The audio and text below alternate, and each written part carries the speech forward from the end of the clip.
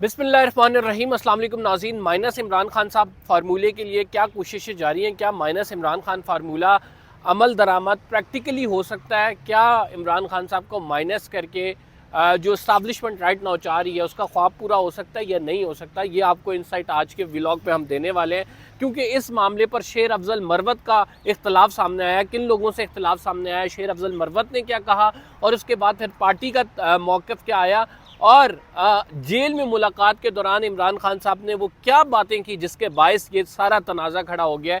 Party chairmanship PTI की किसके पास जाएगी, असल मामला ये है, और जुम्मे वाले दिन ये मामला डिसाइड होना है। इनसाइड डिटेल्स क्या है ये सारी मैं आपको इस व्लॉग में बताने लगा हूँ। पहले हम अफवाहें सुन रहे थे कि इलेक्शन डिले होंगे, लेकिन आज उन अफवाहों को तक़वियत भी मिली है। एक दरख्वास्त दायर हुई है, वो दरख्वास्त क्या आपको बताते हैं। क्या इलेक्शन कमीशन उस पर कान धरेगा, क्या सुनेगा, या इलेक्शन कमीशन अभी तक मौके पे डटा हुआ है कि 8 फरवरी को इलेक्शन होंगे? ये दरख्वास्त कोई आम दरख्वास्त नहीं है, बड़ी ख़ास दरख्वास्त है। इस वजह से आज के व्लॉग में ये भी एक्सप्लेन करेंगे। बिल आखिर आज जो है बाकायदा तौर पर एक आप यही कह सकते हैं अदादो शुमार मीडिया में पब्लिक हो गए। 16 माह की पीडीएम हुकूमत ने मुल्क की मईशत को किस बुरी तरीके से नुकसान पहुँचाया है, ये आप सुन के हैरान रह जाएंगे।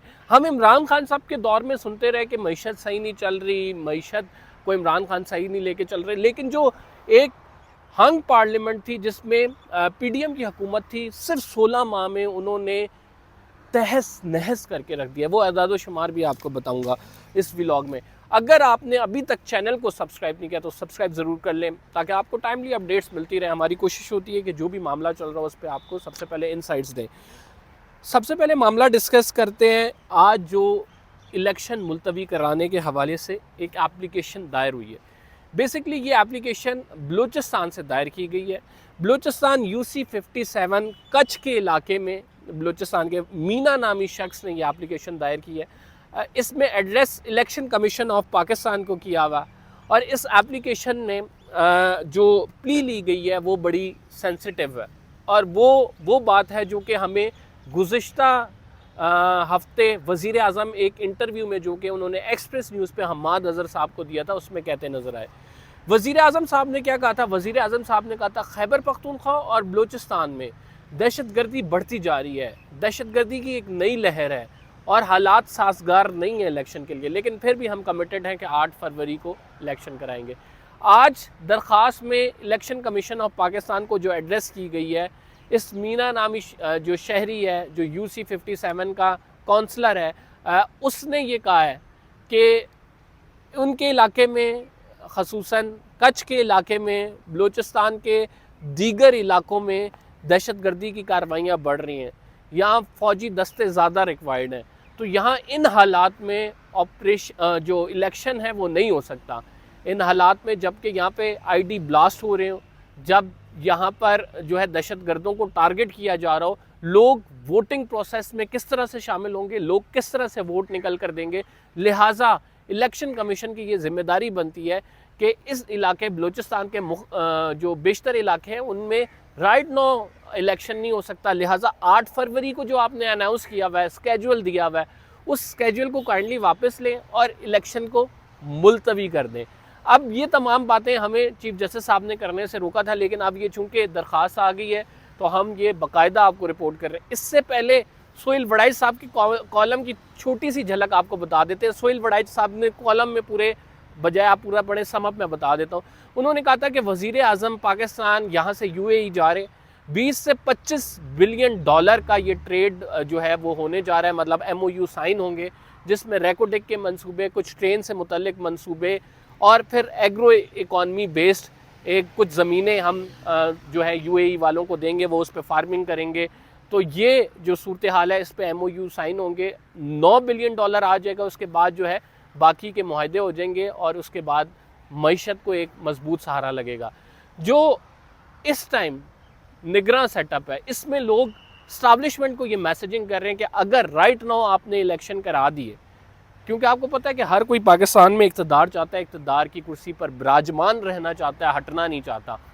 तो वो कह रहे हैं कि अगर आपने इलेक्शन करा दिए तो सर होगा ये कि ये जो हम बाहर से एड आ रही है हमारे पास, ये जो हालात आहिस्ता आहिस्ता अच्छे हो रहे हैं कि डॉलर थोड़ा सा नीचे आ रहा है, हमने पेट्रोल सस्ता कर दिया, ये मईशत को ब्रेक लग जाएगी। तो लिहाजा आप अभी इलेक्शन ना कराएं। दूसरी जानिब एक और भी है बात कि इमरान खान साहब की मकबूलियत में कोई डेंट नहीं पड़ा। बुशरा बीबी के हवाले से केस की बात हो, हाजरा खान की किताब का हवाला हो, उस्मान डार, सदाकत अब्बासी का इंटरव्यू हो, इमरान खान साहब की मकबूलियत अपनी जगह खड़ी है। दीर सवात करक के जलसे हमें ये बताते हैं कि इमरान खान साहब को कोई फ़र्क नहीं पड़ा है किसी भी किस्म की कैंपेन से। तो दूसरी जानिब ये भी हमें सूरत हाल नज़र आ रही है कि इमरान खान साहब की अगर मकबूलियत उतरी है, टर्न आउट ज़्यादा हो जाता है तो बड़ी मुश्किल खड़ी हो सकती है, क्योंकि इमरान खान साहब को तो लाना नहीं है।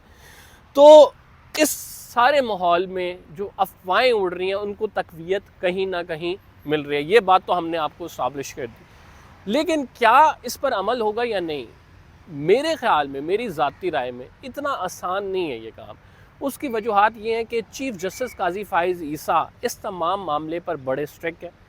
अब वो समझते हैं उनकी ये लेगेसी है, ये उन्होंने डिसीजन दिलवाया है, और वो ये कहते हुए नज़र आए कि ये देखें इतनी सी बात थी, हमने इलेक्शन कराए, और वो इसका क्रेडिट भी लेना चाहते हैं।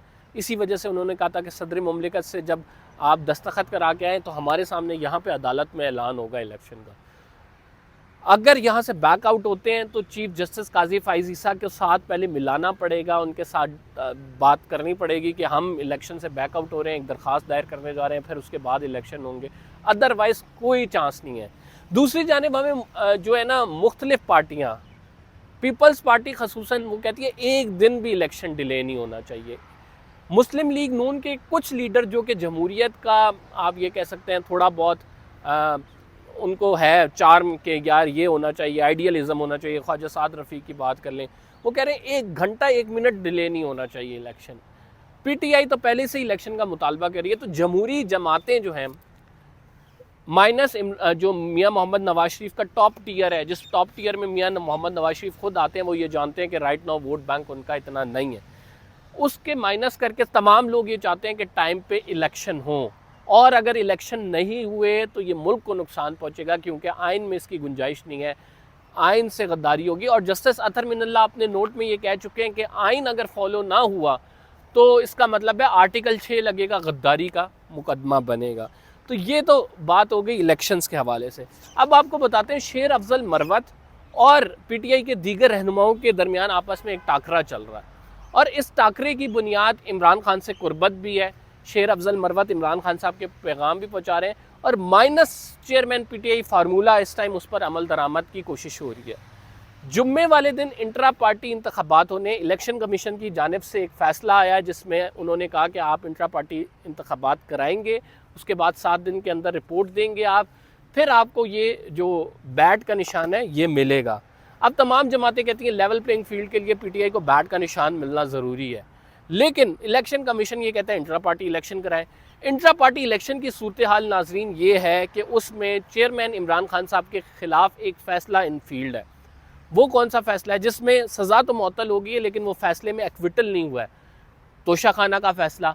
उस तोशा खाना के फ़ैसले में नाजरीन इमरान खान साहब क्या चेयरमैनशिप का जो है इलेक्शन लड़ सकते हैं या नहीं। बेशतर वकला की ये राय है कि इमरान खान साहब चेयरमैनशिप का इलेक्शन नहीं लड़ सकते, लेकिन कुछ ये भी कहते हैं कि आर्टिकल 62 और 63 के तहत हुआ था, कानून का इशारा लेते हैं कि चेयरमैनशिप का इलेक्शन लड़ा जा सकता है, बाकी वो जनरल इलेक्शन नहीं लड़ सकते।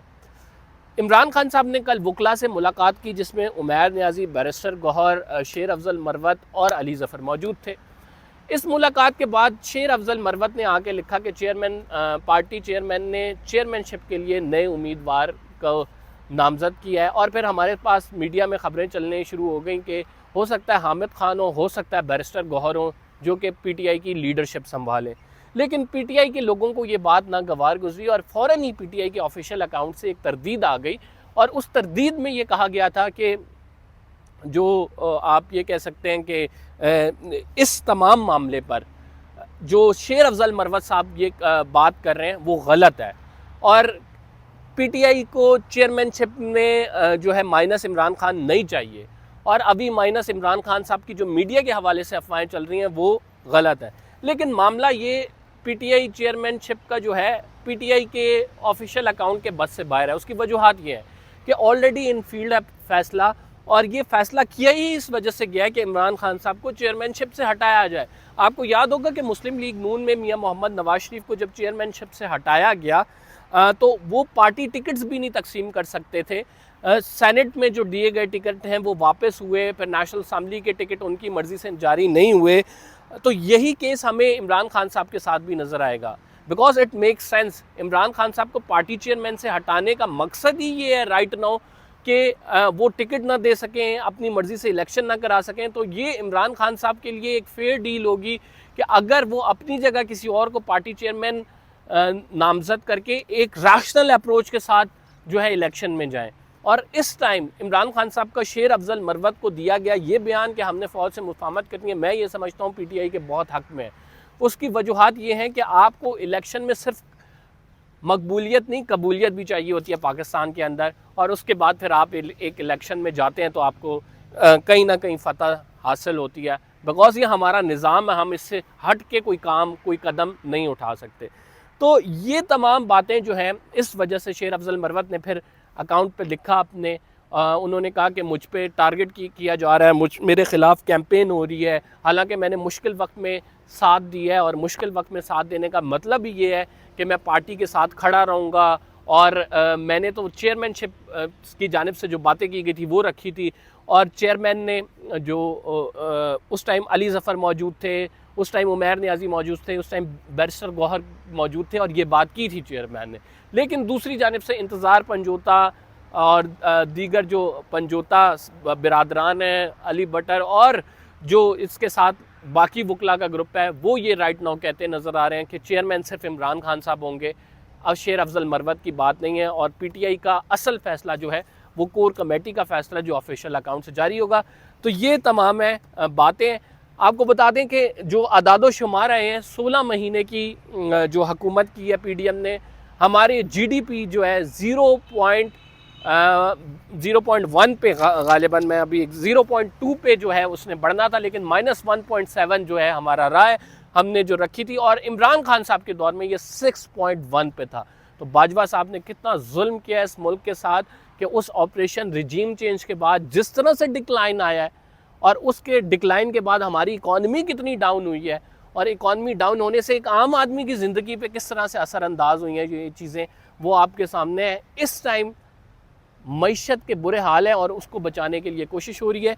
जो 16 महीने की हुकूमत थी उसने तहस नहस करके रख दिया। ये बाकायदा अदाद शुमार पब्लिक अकाउंट्स कमेटी में जारी हुए हैं, इस वजह से हम आपके सामने रख रहे हैं कि हम जो GDP ग्रोथ थी हम उसे 6.1 से 0.2 तक ले आए हैं। तो ये जो माइनस का हमारा सफ़र है, ये हमारी सोच का, हमारे रवैयों का, हमारी जो इस्टेब्लिशमेंट है उसकी एक सोच का, हमारे सियासतदान उनकी सोच का अक्कास है। और इसमें ज़्यादा नुकसान किसका हुआ? इसमें ज़्यादा नुकसान एक गरीब और मिडिल क्लास लोगों का हुआ है, जिनकी सैलरी तो उतनी रही, उनके बिजनेसेस थे नहीं, और महंगाई जो है वो आसमान पे बातें करने लगी, और इसका नुकसान जो है उन लोगों ने उठाया बेचारे, वो मज़ीद गुर्बत की चक्की में पिसे। तो फ़िलहाल के लिए इतना ही। अगर आपको व्लॉग पसंद आया, कंबर ज़ैदी को सब्सक्राइब ज़रूर कीजिए, बेल का आइकन ज़रूर दबाइए।